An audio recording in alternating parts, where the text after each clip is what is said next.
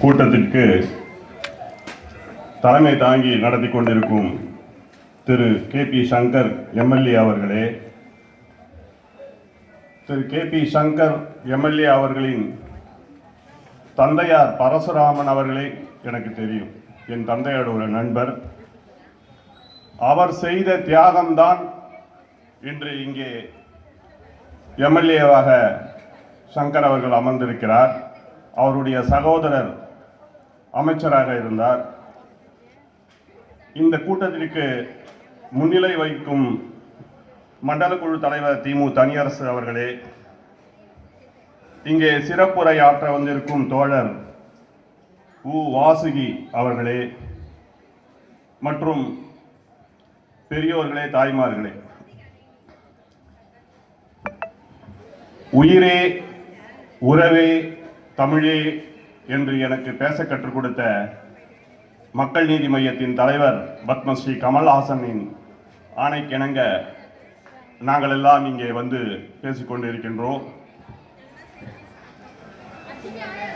எங்களுடைய தலைவர் ஒரு முறை பேசும்போது, நான் யானையாக இருந்தால் கூட எனக்கு மதம் பிடிக்காமல் பார்த்துக் கொள்வேன் என்று பேசியிருக்கிறார். ஆகவே மதம் எல்லாம் நமக்கு வீட்டோடு இருக்க வேண்டிய சமாச்சாரங்கள். வீட்டை விட்டு வெளியே வந்தால் நாம் அனைவரும் சகோதரர்கள், சகோதரிகள், ஒற்றுமையாக வாழக்கூடியவர்கள்.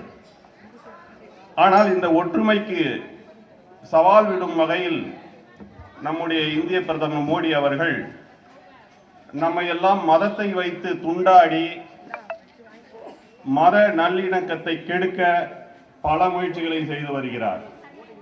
ஆகவே தான் நாங்கள் எந்த சூழ்நிலையிலும் இந்த பிஜேபி கட்சியை எதிர்த்து போராடி கொண்டு வருகின்றோம்.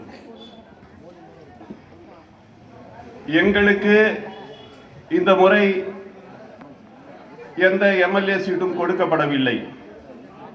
அரசியலில் எத்தனையோ பார்த்திருக்கிறோம். ஆனால் தியாகம் என்றால் என்ன என்று எங்களுடைய தலைவர் பத்மஸ்ரீ கமல்ஹாசன் அவர்கள் இங்கே உலகத்துக்கே சொல்லிக் கொடுத்து இருக்கிறார். நம்முடைய எதிரி வேட்பாளரை பற்றி நண்பர்கள் எல்லாம் தாறுமாறாக பேசினார்கள். நம்ம காலையில் எழுந்தோம்னா ஒரு மியூசிக் கேட்கும், இசை. நம்ம வீட்டில் இருக்கிற குப்பையெல்லாம் எடுத்து அதில் போட்டு விட்டுருவோம். அது மாதிரி தான் நம்மளுடைய எதிரி, தகுதி இல்லாத எதிரியாக இருக்கிறார். ஆனால் அதே நேரத்தில் நம்முடைய வேட்பாளர் எல் சுந்தரராஜ் அவர்கள் மிகவும் எளிய மனிதர், கீழ்மட்டத்தில் இருந்து முன்னேறியவர். நமக்கெல்லாம் தெரியும், கம்யூனிஸ்ட் கட்சிக்காரர்கள் என்றால் உண்டி குலுக்கி கட்சியை வளர்க்கக்கூடியவர்கள்.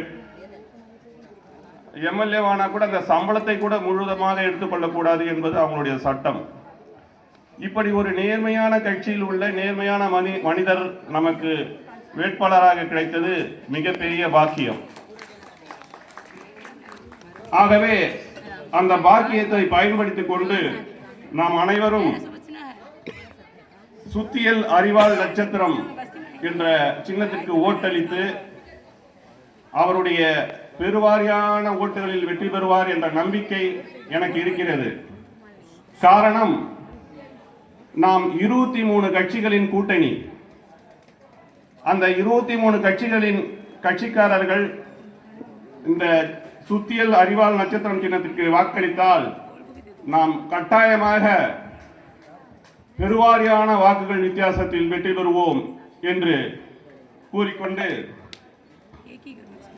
இந்த வாய்ப்புக்கு நன்றி கூறி, தோழர் வாசுகி அவர்கள் பேசுவதை கேட்கும் ஆர்வத்தோடு இருக்கிறேன் என்பதையும் கூறிக்கொண்டு வாய்ப்புக்கு நன்றி கூறி விடைபெறுகிறேன். நன்றி, வணக்கம்.